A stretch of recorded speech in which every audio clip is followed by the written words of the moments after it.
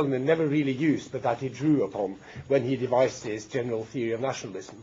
His almost exclusive interest in Europe, and a little bit North Africa, but what he writes about North Africa is debatable whether that is nationalism, whether it's something else, as has also been commented on, and also his almost exclusive emphasis, and one might even say obsession, with a very short period in European history. So there's a great realm here of human experience which he doesn't really look at. Now that does not necessarily falsify the theory as a general theory of nationalism, and I think it may have something going for it as a general theory of nationalism, in spite of its empirically narrow focus. I think I should also say that, I'm a social anthropologist, Ernest Gellner was a social anthropologist, and there are two other social anthropologists who have also spoken here today, and that may give you the entirely mistaken impression that he has some kind of standing in social anthropology, that is respected in social anthropology. He's very controversial and has always been, and quite unpopular, and there are colleagues who feel that he has an extremely destructive influence on anthropologists, because he has given the impression that anthropologists can do philosophy, and he has written without spending several hundred pages, detailing some ethnographic case, and has had the nerve to present general theories, while many anthropologists feel that we shouldn't develop general theories. We should always do what Malinowski did, namely to write about everything, but it should always be about the Trobriand Islands.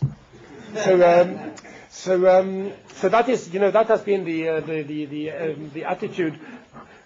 I mean, I'm only caricaturing a little bit now, I think, together. Now, I am of a different opinion. I think that the general theory is great, and social philosophy is also great, because there are philosophical premises for everything that we do, and it's just too bad for us if we're unaware of them. So it's better to be conscious of the philosophical conditions for what you do. And with general theories, the point about them is not that they should be 100% right, but that they enable you to ask more accurate questions to the empirical area that you're looking at. So my own, during this infamous exchange between Gellner and Edward Said in the early 1990s, I think most anthropologists were on Said's side. And one of them, in fact, said, one or two most prestigious anthropologists in the world at the reception somewhere in England, Marcel Salin said, I don't know if you were there, Alan, he said both to Ernest, well, dear Ernest, some things are better unsaid. So that was a general view, okay? But he still read. I still make my students read some of his books. And when we grew up in the early to mid 1980s, there were two books about nationalism that I felt I had to read before I went on fieldwork in Mauritius, and both of them had just come out. And in fact, one of my teachers was rather enthusiastic about both of them. One of them was written by an anthropologist. The other one has become a canonical title within anthropology. The one written by the non-anthropologist, namely Benedict Anderson, right? There were those two books that we read. And I ended up using Gellner much more than Anderson. Strangely enough, since the kind of society I was working in was much more similar to the Benedict Anderson kind of society than to the Ernest Gellner kind of society. It was a plantation society, had become independent, had a confused and complex colonial history with both French and British colonialism, had an ethnically, mind-bogglingly complex population, and tried to devise some form of civic nationalism out of this complexity, namely Mauritius. But I ended up using Gellner much more, because one of the things I was looking at, I was looking at two emergent arenas for national identity in a multi-ethnic nation, which is not an ethnic nation. You can't use ethnicity. It's impossible to use ethnicity. In fact, in Mauritius, they chose English as a national language as a compromise because nobody spoke it.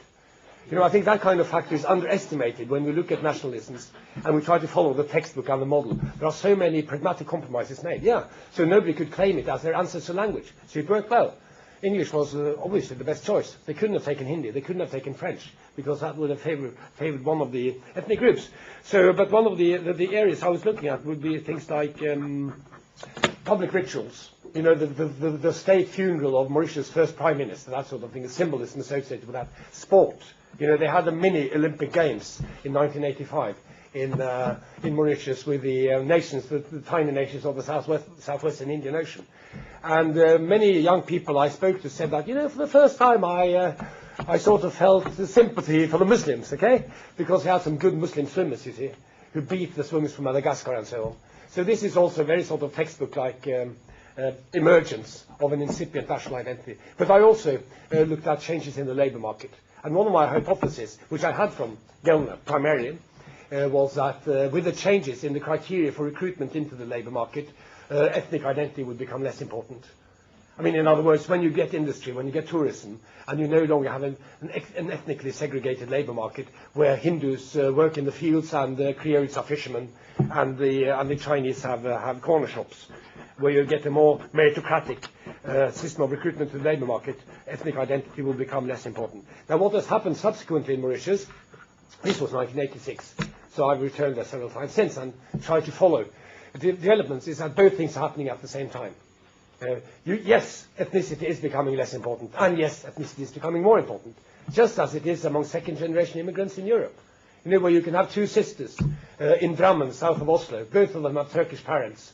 And the parents are quite liberal. They leave their daughters, let their daughters, you know, spend a lot of time outside of the house, and are keen to have them, you know, be successful at school and so on. One of the daughters wears the hijab, and has decided that her identity is primarily that of Muslim. And the other one does the opposite thing. You know, she goes to discos and has boyfriends. So that's the you know, the situation in a nutshell. It's not an either-or situation. It's we can't use these general theories to predict what will happen to individual persons. We may try to predict at an aggregate level, but I'm not sure if we can do that either. So that was my sort of first take on Gellnerian theory of nationalism. Now, he identifies early on in Nations and Nationalism nations, or rather, should I do something with the microphone? All right. Back to back. Yeah, okay. But if I speak in this direction, that'd be okay. He identifies nations with ethnic groups, which I think is an unnecessary thing to do. It's not necessary for the theory, and it's empirically wrong. But he says, and I asked him about this because I was puzzled. I thought it was strange. Why should he identify nations with ethnic groups? Because there are so many nations which are clearly not ethnic and which function perfectly well as nations. France is not an ethnic nation. The United States is not an ethnic nation. Canada may not be a nation, but it's not ethnic either. And so on and so forth. And if we move further south, Argentina. People from Argentina are really proud of being from Argentina. They hate the Chileans, and everything is in place. But it's not an ethnic, not a linguistic, not a religious nation. So I find it unnecessary. But he says, and I quote that, so that you don't suspect that I'm making this up, on page 1, ethnic boundaries should not cut across political ones, and in particular, that ethnic boundaries within a given state, a contingency already formally excluded by the principle in its general formulation, should not separate the power holders from the rest. Okay, end of quote. So there are some crucial key concepts in that sentence which are problematic when we study identity politics today. Because state is a concept. Now, a lot of the politics that we're looking at nowadays are not confined to the state, are not state-oriented. They may be transnational. They may be oriented towards totally other, as it were, arenas of power than states. And ethnic boundary is a problematic concept for reasons already partly mentioned. So in seeing the national idea as based on ethnic identity, Gellner's theory of nationalism contrasts with that of Anderson, who explores nationalism as a symbolically integrating force and seems to attach no importance at all to its ethnic component. And if you remember, on page 6, Anderson says something that he should have developed in the rest of the book. And unfortunately it doesn't, but which is a very sort of pregnant, very fruitful formulation where he says that nationalism derives its force from the fact that it has more in common with phenomena such as religion and kinship than with ideologies like socialism and liberalism. And therein lies the power of Benedict Anderson's book, because it evokes passion. The book, like the phenomenon it describes. And that's also his explanation of why it is that people would go out and sacrifice their lives for the nation and not for the trade union. I mean, as a socialist, it was a problem for him. There was a war between two socialist countries when he started work on the book. from his part of the world, Southeast Asia. So, and Andersen's perspective, as I've already said implicitly, is also much more global than the Gellner's Eurocentric one. So, and moreover, I mean, there are other things, about the Gellner-Andersen comparison.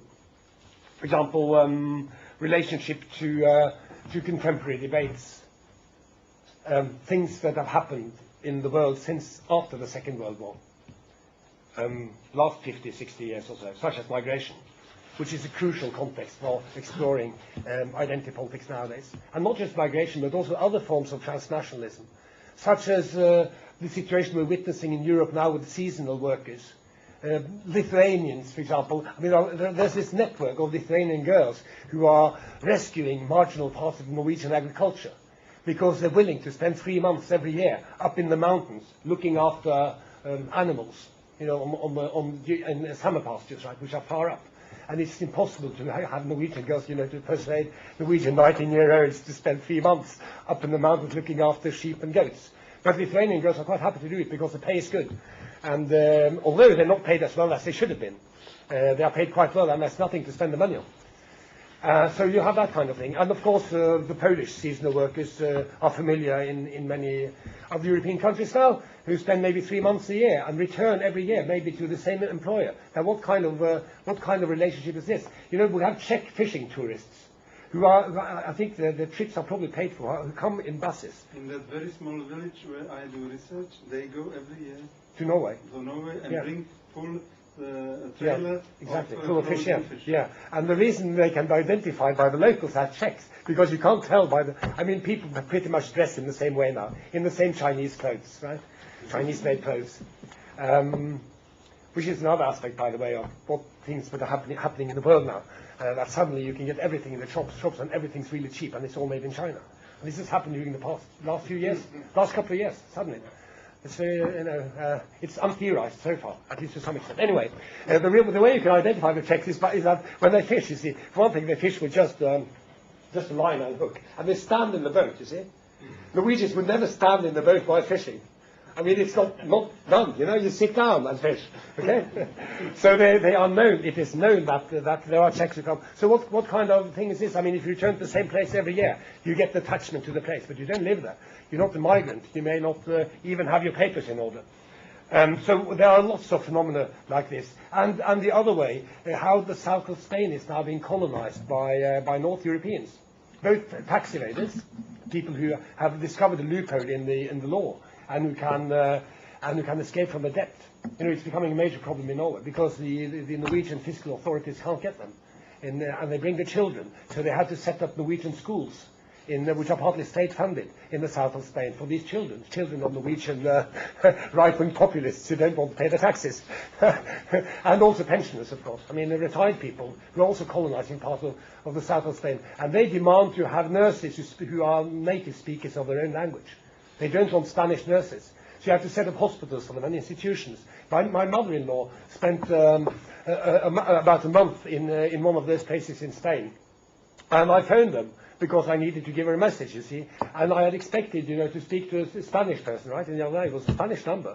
But the phone was answered in Norwegian. And they get their newspapers the same morning now, printed in facsimile down there.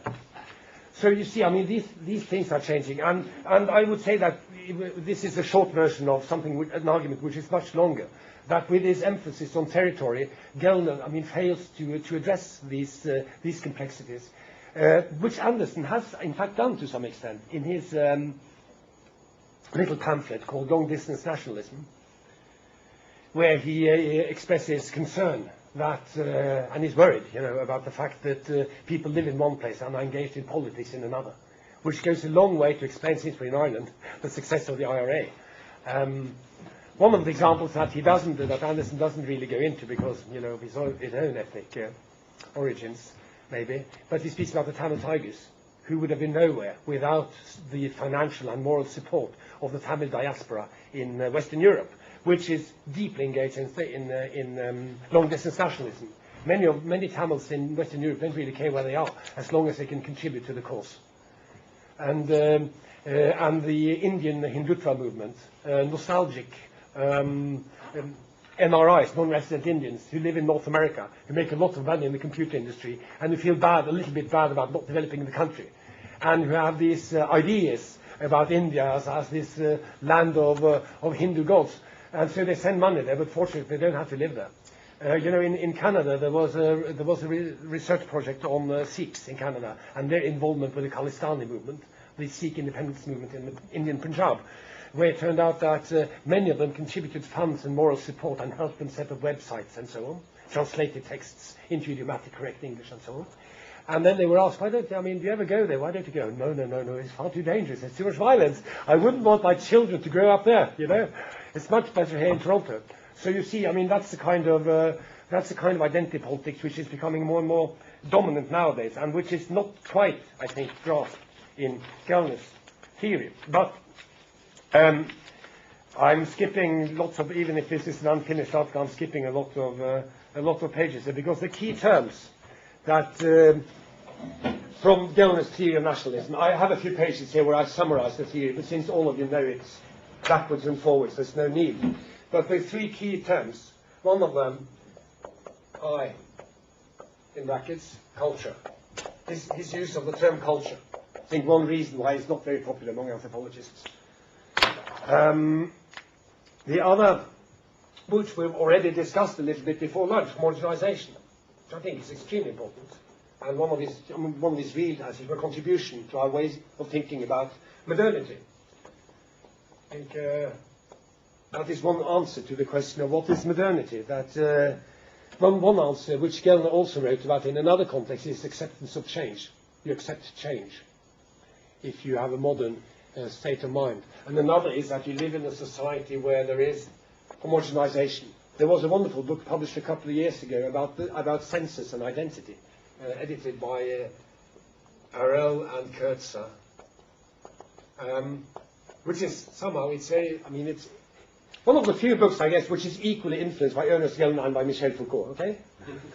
On the ways in which the census standardizes, homogenizes, and creates a situation whereby the state can control its inhabitants.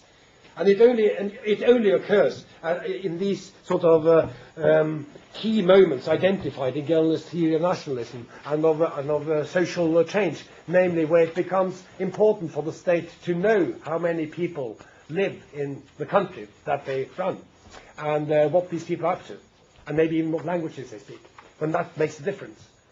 Of course, it didn't make a difference in feudal times, because these people had no rights. Okay, so that's the second, and the third. Oh yes, of course.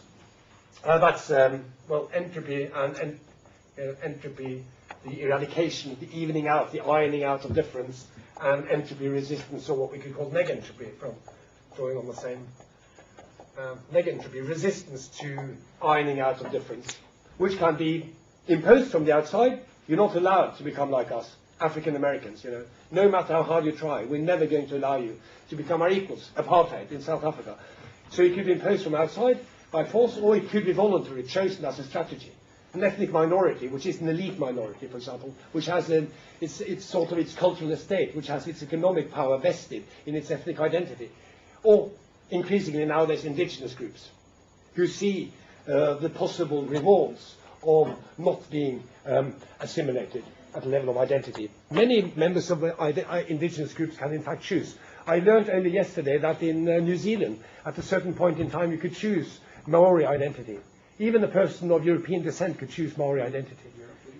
In northern Scandinavia, it's not quite as easy to become a Sami, but most North Norwegians could, if they tried really hard, be registered as voters for the Sami parliament, and then maybe get exclusive fishing rights for salmon and that sort of thing eventually, if the new Finnmark law is passed, which it may be, which gives certain privileges to people of Sami origins. So in other words, negentropy can be enforced, or it can be chosen. Now, Gellner is perfectly clear about this, and he has lots of sensible things to say about this. But I'm putting this just to remind you that this talk is very much, I realize that this talk is very much about transnationalism, okay? But it's not only that. That's one of the misgivings I have about one of the limitations on the theory. I don't think it's not a very damaging objection, and the theory can be salvaged. You can still look at transnationalism, but you cannot look at transnationalism in the context of conventional nationalism. The ideology that a people equals a state equals a nation. You cannot. Because transnationalism creates the divided loyalties, and it severs the link between person and territory. There's no necessary link anymore between your political identity and your territorial as your residential identity. And the other main argument that I was going to develop is about culture. No, this is fine. Culture and identity. Because Gellner is usually, I think he's unacceptably simplistic when he writes about culture and homogenization. And he seems to imply very often that if you only get the homogenization of culture through these institutional changes resulting from modernity and from industrialism, then you will eventually, as a result, you will have, well, at least the groundwork will have been done for the development of a shared national identity. Now, we know that this is not the case. People can be culturally quite similar and yet deeply divided at the level of identity. You know, and people can be quite diverse and yet united at the level of identity and feel that they are the same and fight in the same wars and loyally pay their taxes and so on. So there's no one-to-one relationship. So one of the deepest differences, since you mentioned, I mean, deeply divided societies, I often wonder, you know, how divided does a society have to be in order to be deeply divided? Well, one of the deepest cultural differences I can think of is that of between us and Jehovah's Witnesses in Norway, where you have Jehovah's Witnesses who are against everything that's fun. That's one thing. I mean, they want to ban everything which is fun, but they also are against blood transfusions for religious reasons.